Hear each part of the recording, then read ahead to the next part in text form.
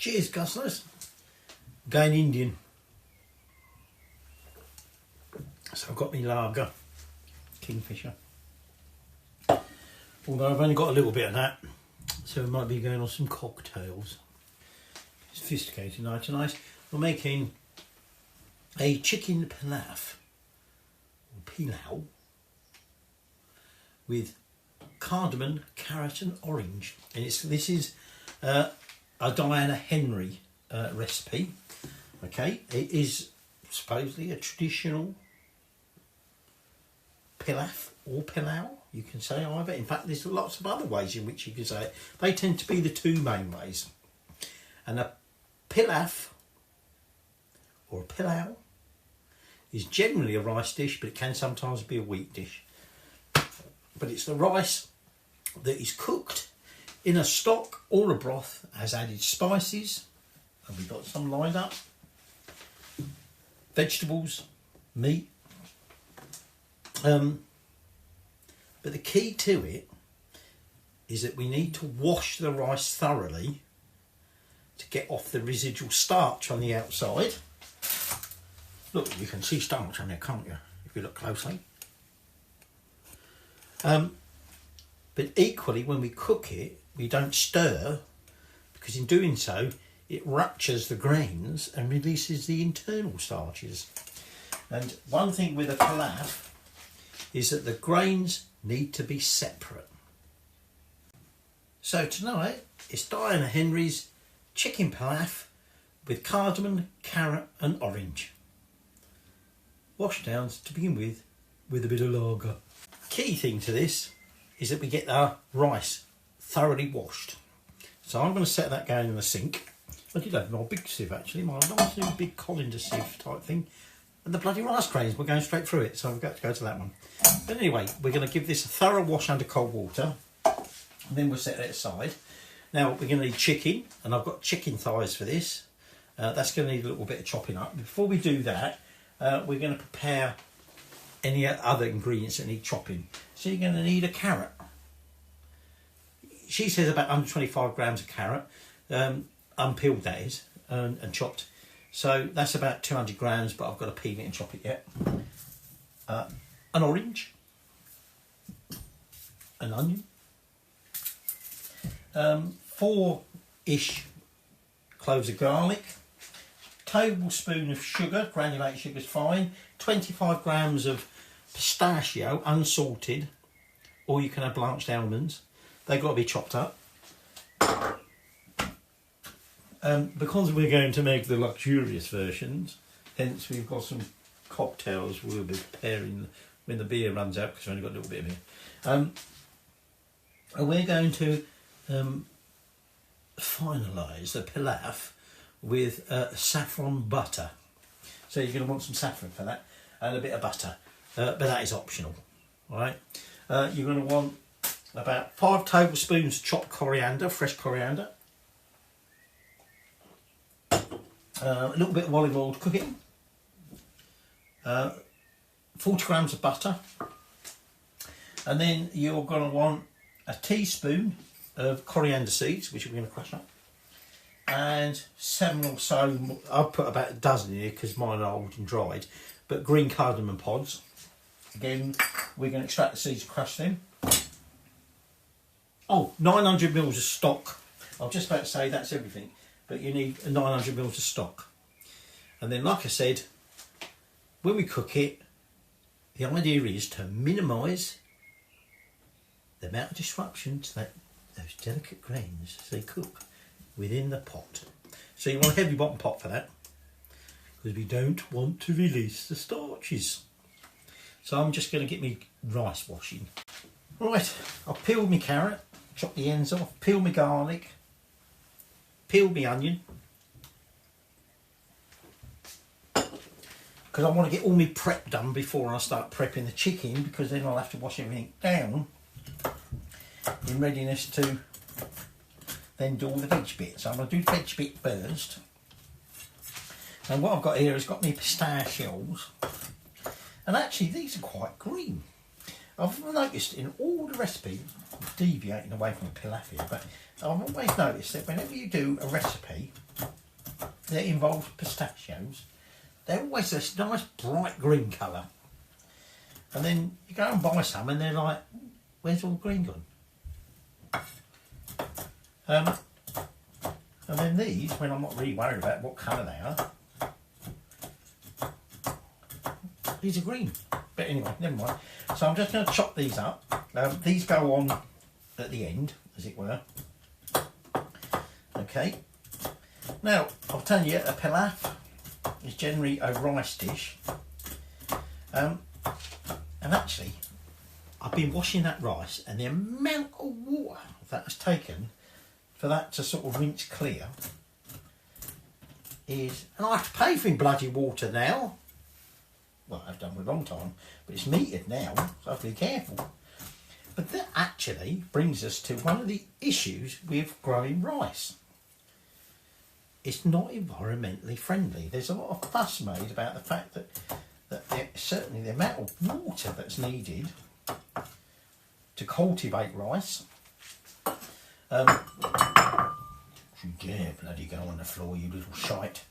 The amount of pollution it causes, the amount of greenhouse gases it causes.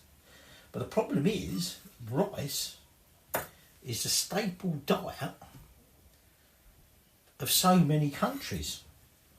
And in fact, in Asia, it's practically, all over Asia is, rice is eaten. But it's commonly referred to in those areas because of how important it is in their staple diet as the staff of life. Which reminds me my beer's running out. I might as well just top up my last little bit. Now, what I'm going to do next, I'm going to get myself a couple of bowls. And I'm going to... Oh, no bowls are there. I'll have to get them from the other source of bowls behind me. Which you can't see because it's such a shithole behind me. Well, it's not a shithole, it's just very untidy. So they're stashed away, so I'll get some of them out of there. I'm just going to finally chop up my onion and put it in there.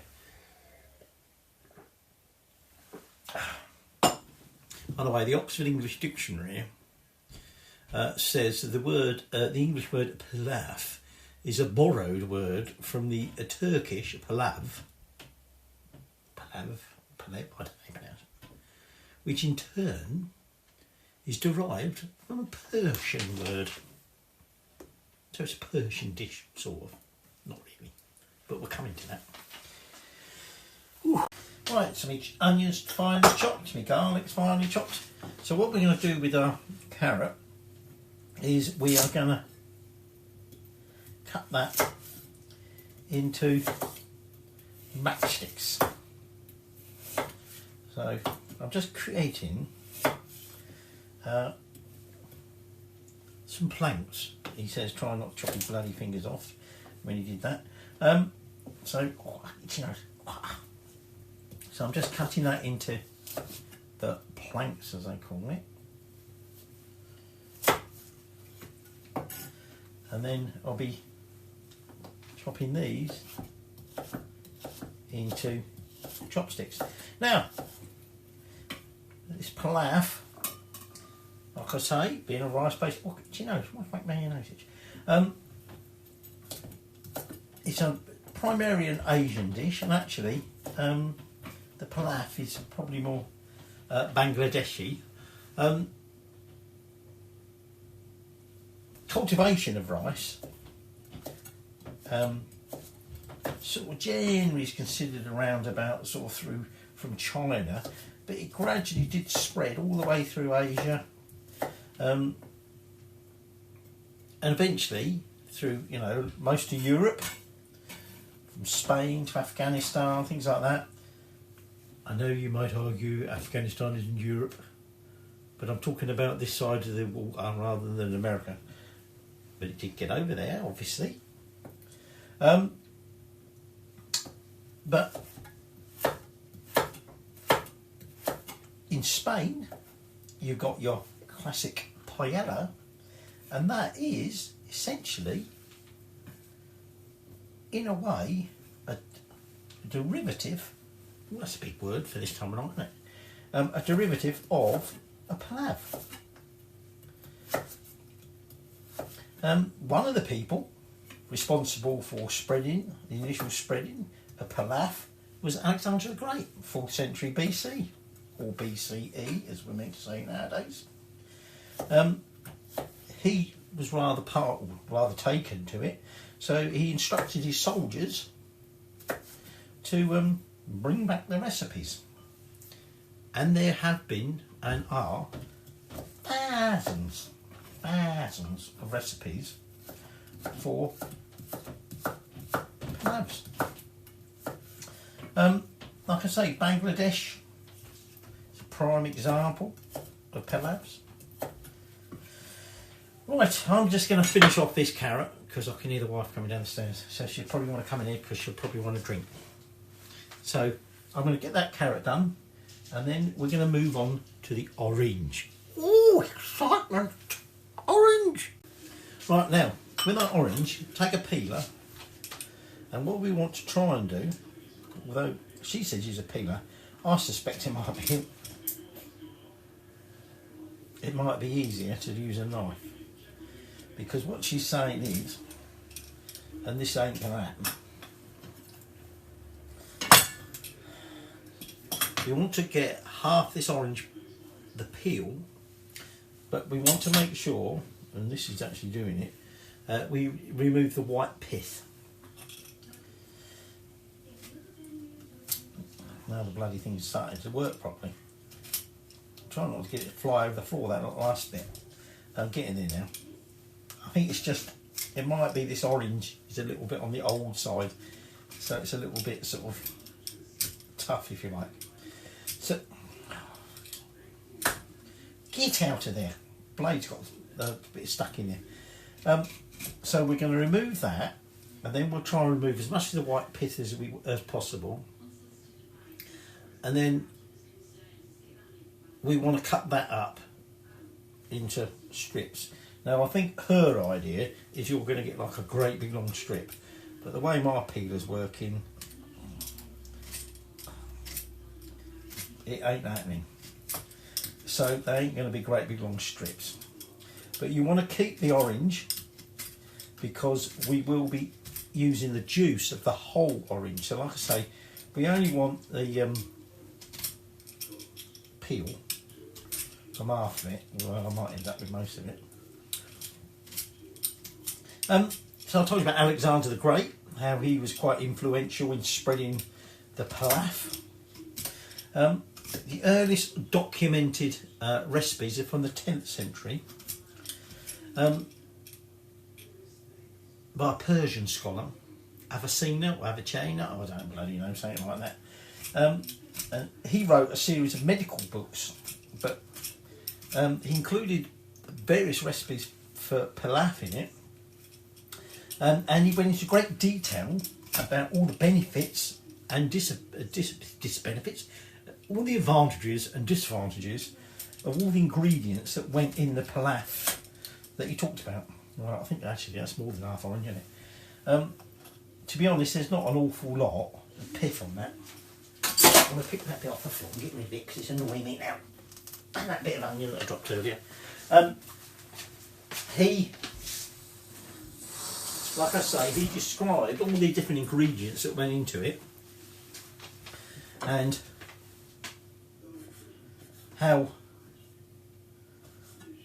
good or bad they were for you. Okay, so that's the earliest documented. Now I'm trying to throw the pith everywhere. It's trying to piff off. I'm just so good, aren't I? I'm just so good. But there have been, like I said, thousands of different recipes for pilaf. Right, this is getting a bit tedious, isn't it? So I'm just going to chop all this up, like I say, into little strips. Put that in that bowl, which I've got from the untidy heap behind me. And then, spice grinding time.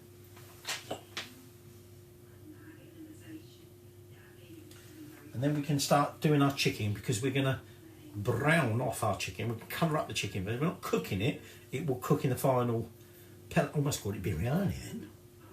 Totally different dish. But we're going to brown it before we put it in with everything else.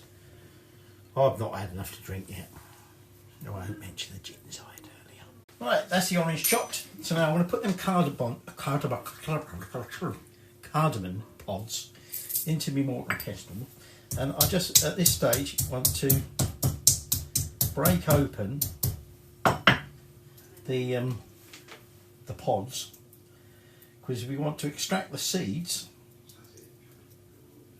I knew you could just get some ground cardamom, but get back in there, you should. Should we be doing that? That's not a proper. So we're just going to break these open, get the seeds out, leave them in the mortar. Mortar, pestle, one and stuff like that. I can never remember which is which. And then we're just going to get the husks out. We don't want them in there. Now, I said to you that we're going to do a little bit of a luxury option, and we're going to have saffron butter infused, melted fat saffron butter infused over the top. On special occasions, pilavs would be made. The words are interchangeable. They mean the same thing. Okay. Possibly in the UK, pilau and pilau rice is a bit more commonly known. All right, but it is a pilaf or pilau. It's up to you. Pilau. Anyway, to make it a bit more special, they would sometimes add saffron, and that would make the rice yellow. And I think for most people, when they order pilau rice, that's what they expect to see. But it's not actually a requirement to be pilau rice. It's more of a luxury option, if you like. Now, in Bangladesh, pilau, or pilaf, you could say either, is generally a popular ceremonial, well, it's a general dish anyway, but it's also a popular ceremonial dish. And it would traditionally be cooked with aromatic rice. Now, there are many varieties of aromatic rice, or have been. And by aromatic rice, I'm not referring to the actual rice grains itself. It's rice and how it's flavoured. And in history, there have been multiple recipes. Got a few odd little bits of husk in there, just trying to get out. Multiple versions of aromatic rice. Don't get many seeds in it. You get lots of little bits of husk. And then I'm going to put them coriander seeds in there. Okay. And what we're now going to do is just pound this up, and then we are pretty much ready. Apart from we've obviously got to prepare our chicken. Get ready. So anyway, I've said about all these different varieties. Many of these recipes for these aromatic. That was a coriander seed trying to smell. Very naughty. Very naughty.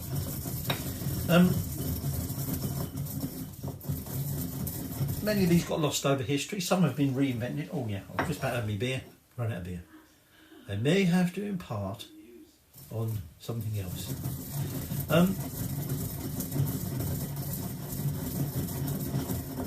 So, under Bangladeshi Muslims, for instance, pulao is a traditional dish, a chicken pulao.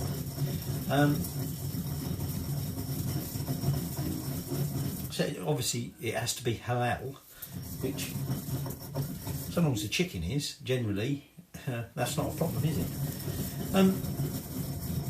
Now, actually Greece has a pilau,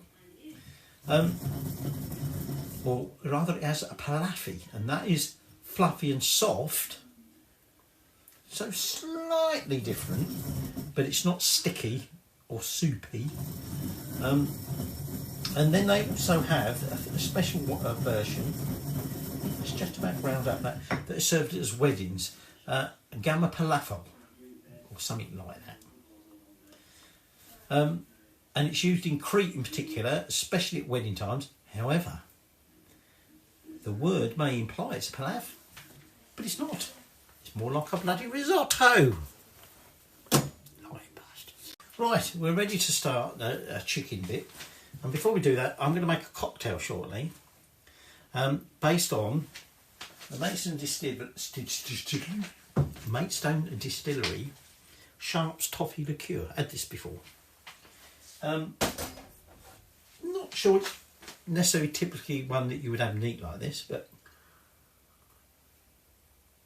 it's very sweet, very toffee-ish, and it's to do with the fact that it's Maidstone, and that was famous for Sharp's toffee, which you may have heard of. But it started out in Maidstone. There you go.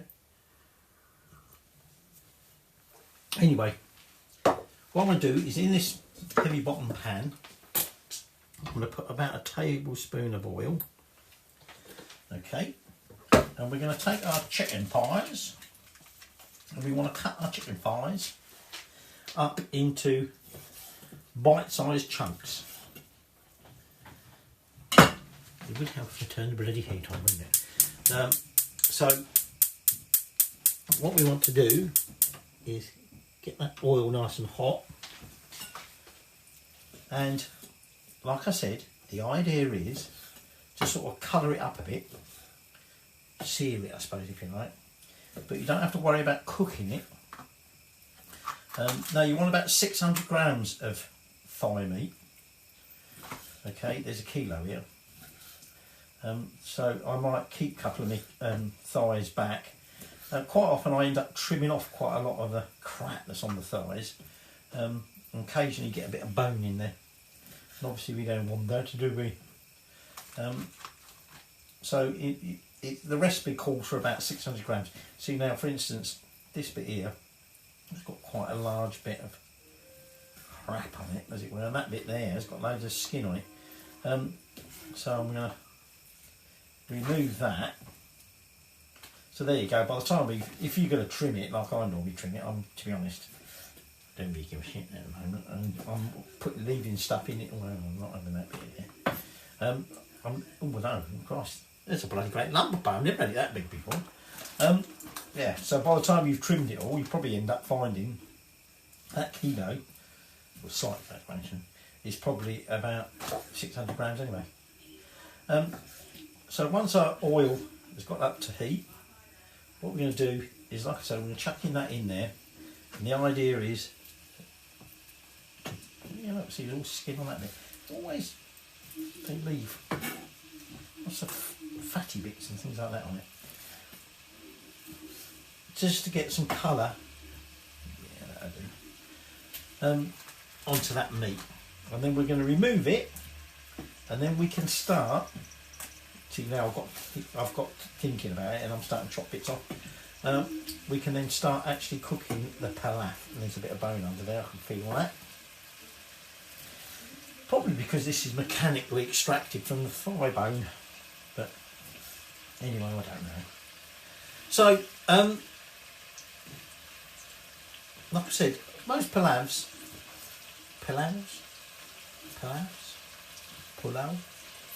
are made from, I'm going to chuck all that chicken in again, from rice. Like I say, they can use some varieties of wheat, bowls of wheat or something like that. Did you know there are over 120,000 different varieties of rice?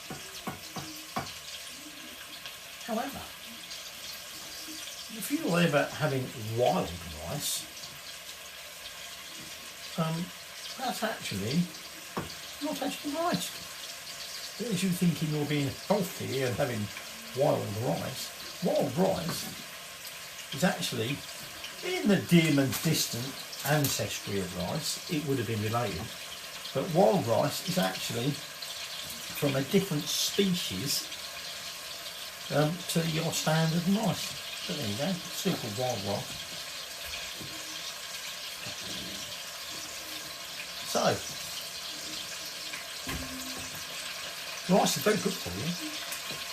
I mean, it's full of starch, such carbohydrate, but it's very good at lowering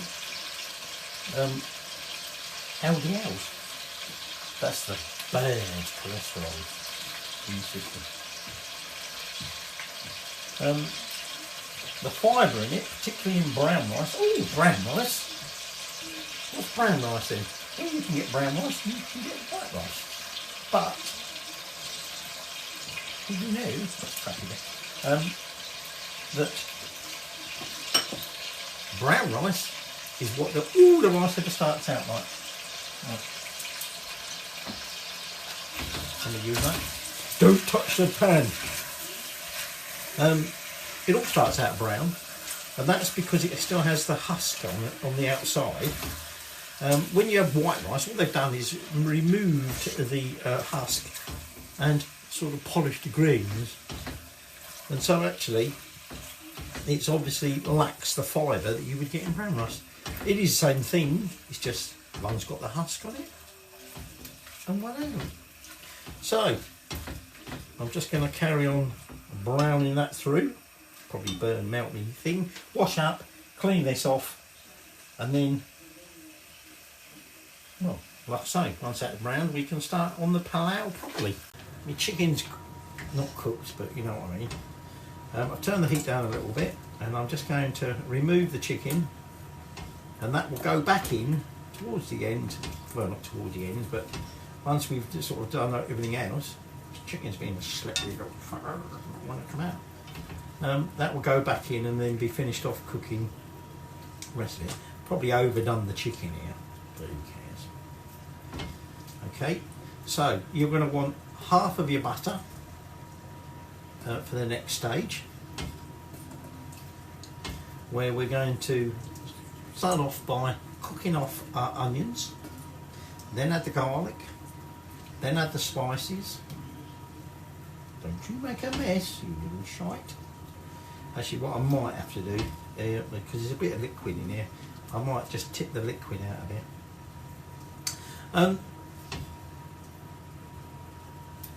So I was telling you about wild rice wasn't really rice. The actual rice plant itself is the Oryza sativa. And it typically likes flooded areas. There are some varieties that can grow in dry. These are slippery little buggers, they keep coming off. That will grow in drier areas, but generally it is sort of a plant that thrives in flooded areas. Hence the reason why cultivation of it requires a lot of water and things like that. Right, oh, you little shite. I'm just going to say that that's up the side. Now there's a bit splattered all over me bloody oven. Anyway, while I clean up that mess, well, I'm going to clean that mess up and then I'll get back to you. I'm going to turn that heat off. So I've emptied the moisture as such that was in there, and I'm now putting in there half that butter. Oh, on the bottom. Put the heat back on right now.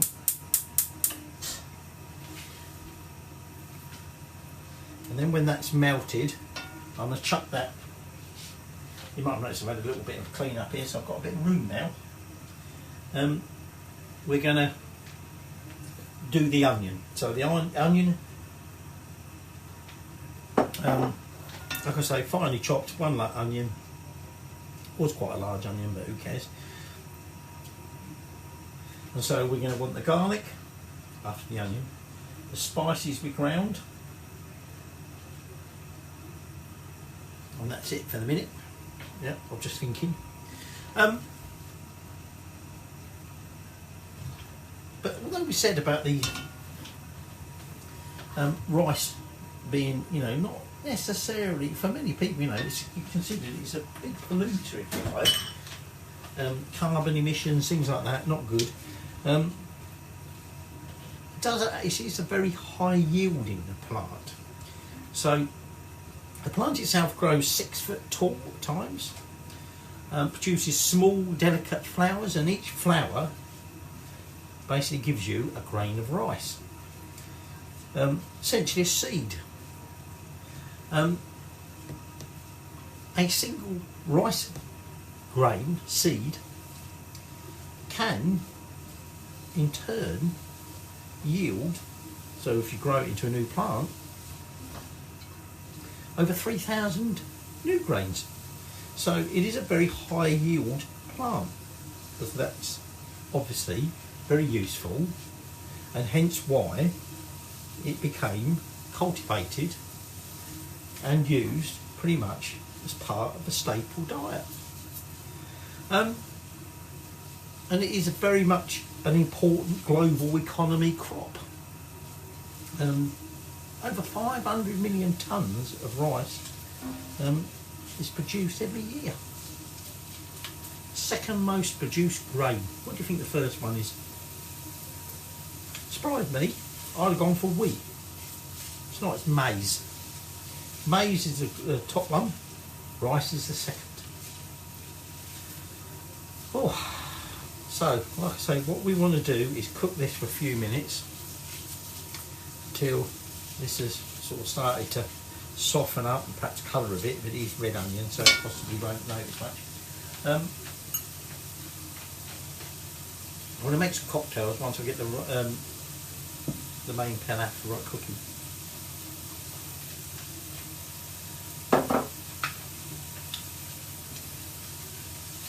I might have mentioned that toffee liqueur before, I am, in a different video. They make some very nice, if you go there, they make some very nice different cocktails with it, one of which we're going to make tonight. And actually, we're going to open, for the first time, it's wet because it's been in the freezer and it's been sat on the side of it at the start of it. But since we got given it, it's been sat in the freezer. This is a coffee liqueur from Spain, given to us, I was going to say by my Spanish friends then, but of course they're not, but they won't be.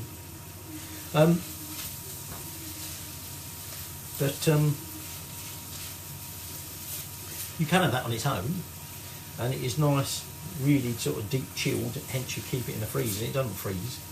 But we're going to make a cocktail with that and that toffee liqueur. Right, so that's starting to soften up. So at this stage, I'm going to put in there that garlic, and we're going to cook that for a couple of minutes. This is where now we're going to add in them crushed spices, and we just want to cook that briefly, okay, in there for about a minute, just to start releasing some of the aromatics from the spices.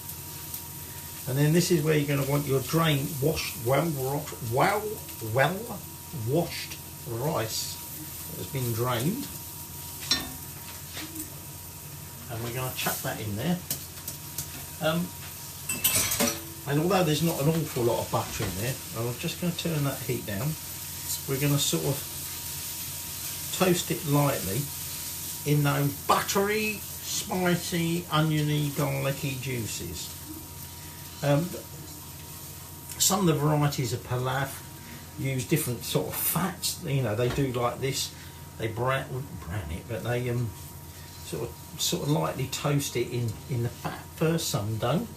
Right. This is using butter. It can be cooked with mutton. It can be cooked with lamb. It can be cooked with goat. It can be cooked with chicken. And so sometimes, depending on what it's been cooked with, depends on the sort of the fat, if they do this stage with the fat.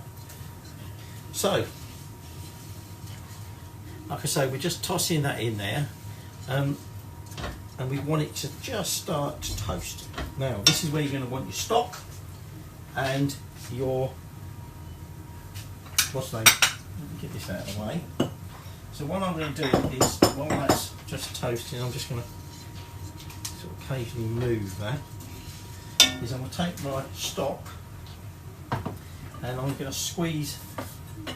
Not sure how well this is going to work in with a lemon squeezer, if at all.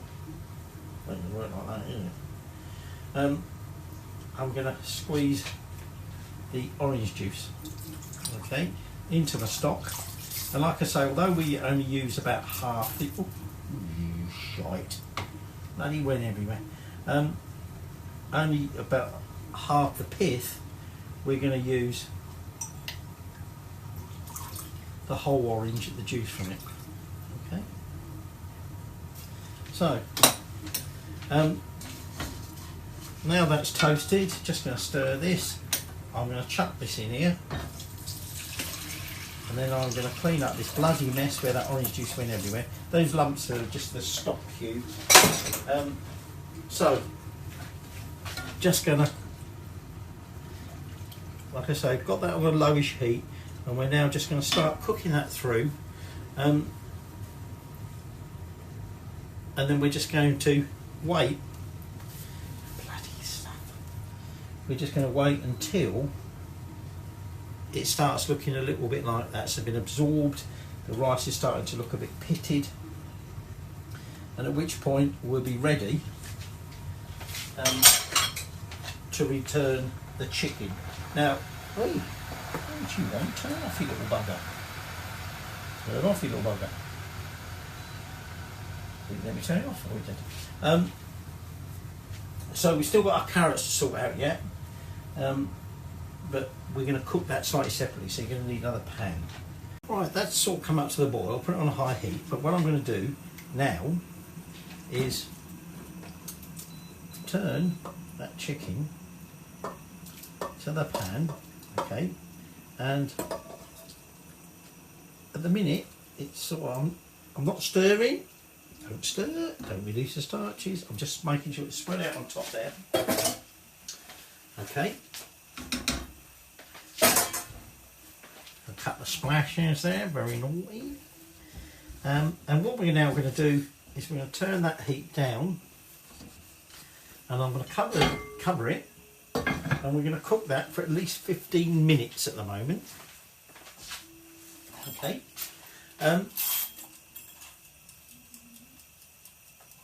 So I've put my timer on 15, but I suspect we'll probably do it longer, because obviously we want all that stock to be absorbed into the rice and cooked. But if you stir it, it goes sticky. A pilaf, the grains have to be separate. Essentially, there was an Arabic text describing how the grains should be like small peppercorns, so they should have some texture to it. They should be separate. They should be cooked, but separate, not mushy or whatever. So, while that's cooking, the next thing we've got to do is do some stuff with our carrot and our losing the power of speech. I've not had enough drink to tell you. Our orange rind, and that's where the sugar come into it. And also, we're going to need to prepare our saffron butter that we're going to pour over at the point of serving. Plus, we've got to chop some coriander.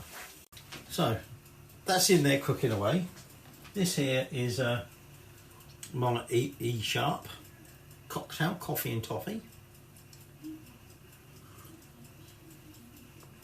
It's not actually quite the same as I've had at the Mates Distillery.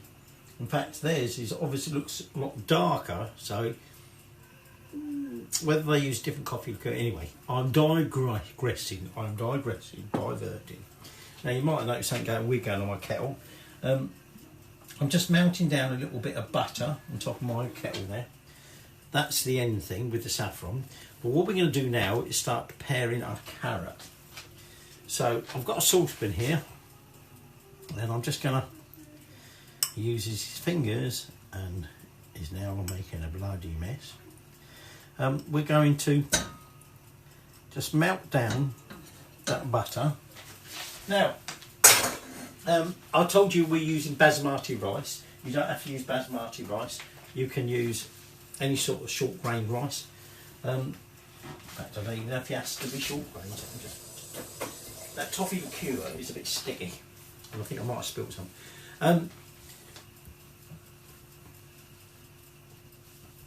Excuse me. What I'm saying, I can't remember now. Never mind. So what I'm going to do is I'm just going to put that on a very low heat to melt that down. And at which point we're going to want to put our carrot in there. And I've got a little spatula. I did that. So I've got some of it. There you go. There it is. And what we're going to do is we're just going to cook that,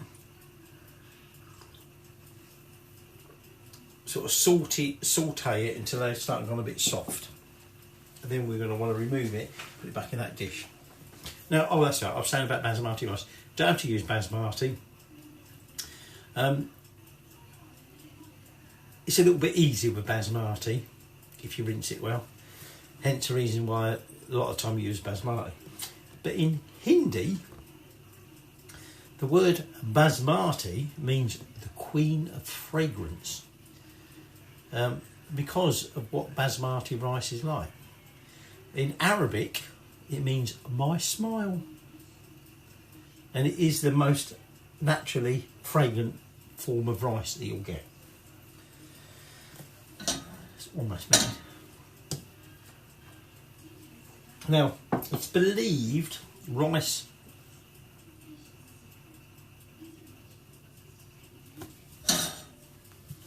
originated in China about 2000 BC. But there is some research that suggests that actually it may have been indigenous to India and Pakistan earlier than that. Generally, we always associate China with being the sort of the source, if you like, of rice. Right, that's just about melted down, so I'm just going to take that off of there and put my lid back on my kettle. I'm going to need some boiling water in a minute, and I'm going to put that bit of carrot in there. And then, like I say, now what we're going to do is just essentially cook that in that butter until it's softened. And actually, while we're talking about names, I'm saying that, you know, basmati means, you know, what's name? Did you know that Toyota, you know, the car manufacturer Toyota, and the car manufacturer Honda are both named after rice? Toyota is a word meaning beautiful rice fields. Isn't that sweet? Well, it might not be sweet, but you know what I mean. And Honda means the main rice field, so they're a bit more blunt. Toyota's a bit more subtle. Honda not. But yeah, they're both words that basically describe rice.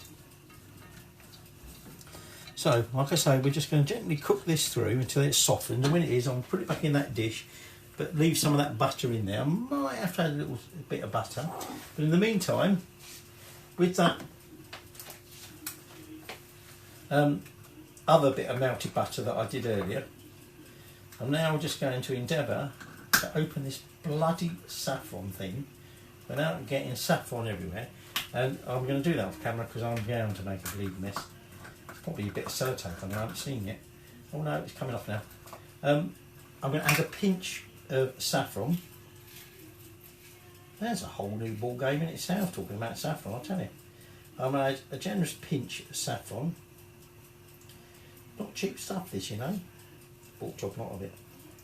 I'm going to add a pinch of that to that butter, and then I'm going to add about a tablespoon of boiling water, and then we're just going to set that to one side to let that infuse, and that's our final sort of top over stuff, if you like. And just before I leave you, do you know that uncooked white rice can stay fresh and edible for between 20 and 30 years if stored correctly? Now, brown rice, which is what the rice starts out like originally, that's different. Because of the bran coating, if you like, that starts to oxidise. So generally, even if you're careful how you keep it, it's only sort of fresh and technically edible for about 3 to 6 months. I mean, it's edible, but it's sort of like the taste changes. So, your white rice you can buy. I seem to remember once before the wife inadvertently buying a fucking great sack of it by mistake. You can keep that going for ages, so long as you store it right. Right, so that carrot has sort of cooked through a little bit and softened. We don't want it mushy, okay? And I'm trying to sort of leave some of that butter behind, because remember what we want to do is now cook as such the rind that we chopped up earlier, the de-piffed, whatever. So he says making this go every bleeding where. So that's on a very low heat, in goes that rind, and we're now just going to sort of cook that through, and that'll help release, if it hadn't already been released when we sat there and peeled it as it were, some of them oils that are in it. That bit was a bit soft, that's a bit soft, that's a bit soft, that's a bit buttery. Just clean that mess up. Did you know the Great Wall of China, during the 15th, 16th century when it was built, the mortar essentially was a rice porridge, mixed in with calcium carbonate, sort of chalk as it were, limestone, to make a mortar. The Great Wall of China is held together by rice. Rice which is grown on every continent on the planet except Antarctica. But other than that, it's grown everywhere.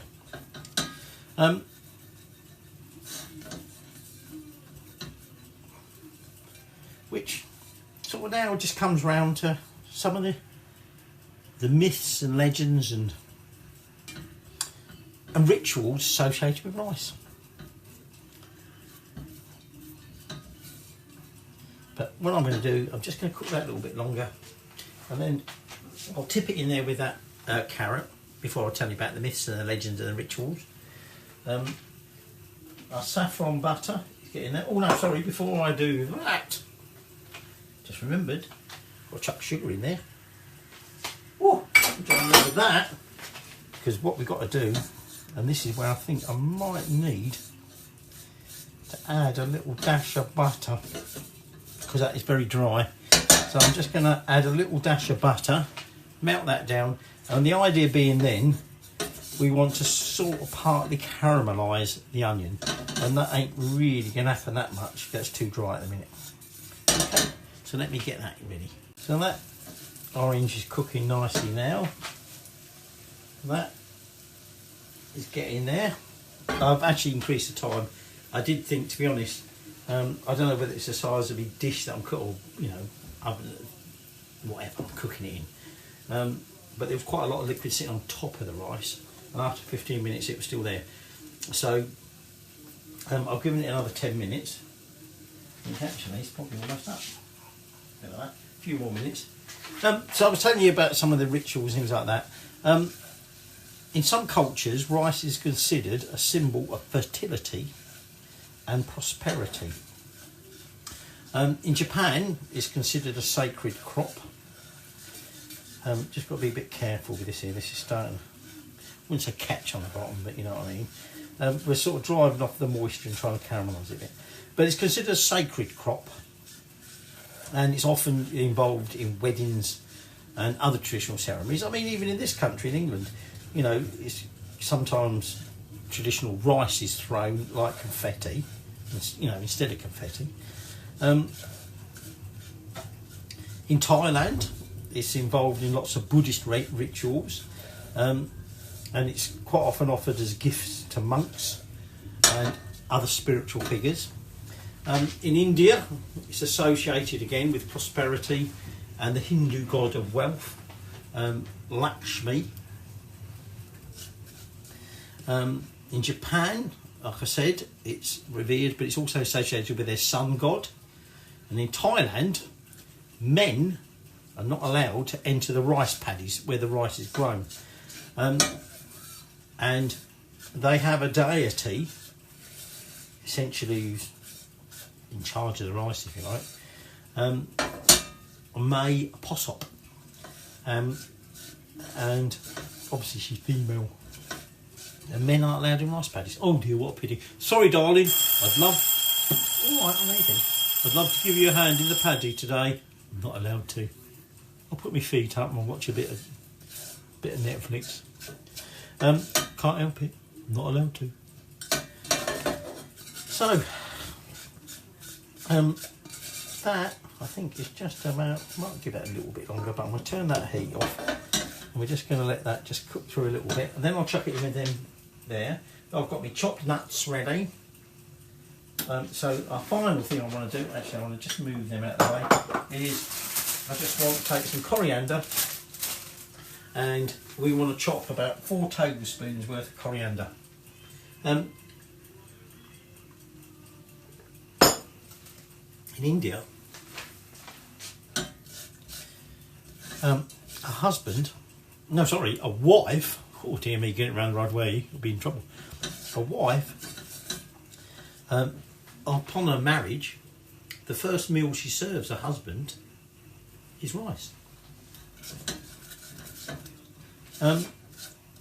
When a newborn baby arrives, its first meal, such, is rice, because it's meant to endow future prosperity and fortune on the child.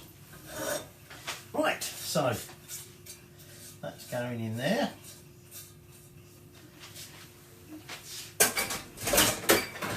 My sink's getting a bit full. So now all I'm going to do, like I say, is I'm just going to chop up a little bit of coriander, and then we're just waiting on that bit. And a couple more interesting little facts for you. Right, we're almost there with that. I've just done a little check, look. And I think that's just about there. So I've turned that right down really low. I've chopped my coriander. April in China, they have a special day, Ancestors' Day, which is also known as Tomb Sweeping Day. And that's where they honour their ancestors, but also to celebrate the beginning of spring. And they use rainbow rice. So they take their rice and they dye it naturally in natural plant different colours, and basically celebrate it by using that.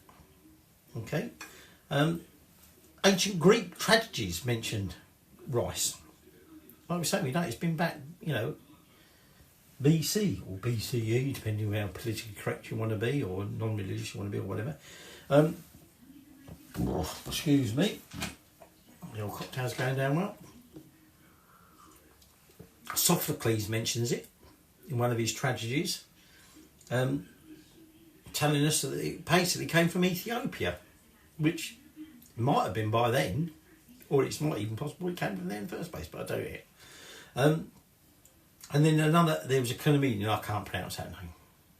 Begins with A, and it's a fucking name. Can't pronounce that. He actually told you how to make a rice roll. You push it along, don't you? Right. I'm turning that off. I'm lifting the lid. Putting that over there. Now, hopefully that is now cooked. So what we do is we add our nutty mixture. We add our chopped nuts. Whoop. I've got some bloody washing up to do in the morning. And then what we're going to do is gently fold this through. Remember, he says chucking bloody rice everywhere. What we don't want to do is rupture the grains too much, because they will release it. It is a little bit sticky, actually, I've noticed. I think it's actually because it is still quite moist. Possibly could do with a little bit longer to cook. Perhaps just leaving it in here while this steams away might help a little bit. I said to you about weddings, traditionally in England, and not just England, but other cultures, they would shower the bride and groom with whatever. Now, by the way, I'm just chucking in my coriander, if you haven't noticed. Okay. And I'm just going to gently fork that through along with that bit of rice that tried to escape. So the only thing they've got left there is our buttery saffron butter mixture. But like I said, part of the wedding ritual was to hope that the couple will be blessed with prosperity and fortune for the rest of their married lives. In Bali, Indonesia, Hindus believe Vishnu created rice. He essentially made it spring out of the ground from nothing. And then Indra, the god of bad weather in India. India has, I believe, thousands of different gods. I do apologise if I've got that wrong, but I'm sure I was told this, as well as reading it later, by my sort of good friend. I say good friend, I haven't seen him for more than 10 years. Mino, an Indian ranger in South Africa. And I'm sure he told me then that, you know, Hindus have many, many gods. Anyway, I digress. The god of bad weather, Indra, taught people how to grow the rice plant. So I'm just going to tip that saffrony, buttery mix over the top. And we're just going to do a brief sort of mix in, which I know I just seem a little bit lost in all of that, but there you go. And now, oh, I'll just spill that in a bit. Let's just take some of this.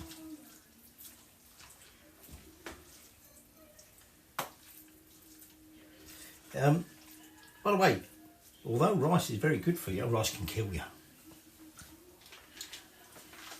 If you cook rice, you should try and cook the amount of rice that you're going to want, because there are spores of certain bacteria that live in the rice, and when you cook it, the spores often don't get killed.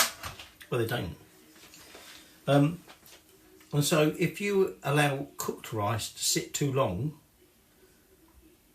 outside of the sort of refrigerated conditions, those spores activate, and you end up with can end up with fatal food poisoning. So don't, if you're going to reuse cooked rice, make sure it's thoroughly chilled, and then when you cook it, you want it steaming hot to make sure you kill off any new bacteria. Anyway, here's a bit of rice, a bit of carrot and everything, so no chicken in this bit.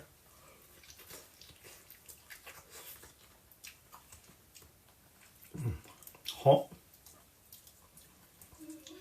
sweetish, fragrant. Carrot's giving it a bit of crunch. Is the chicken.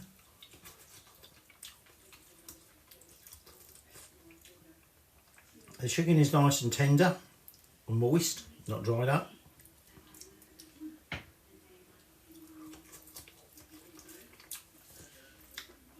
I mean, remember we put a little bit extra chicken in this, and we should have.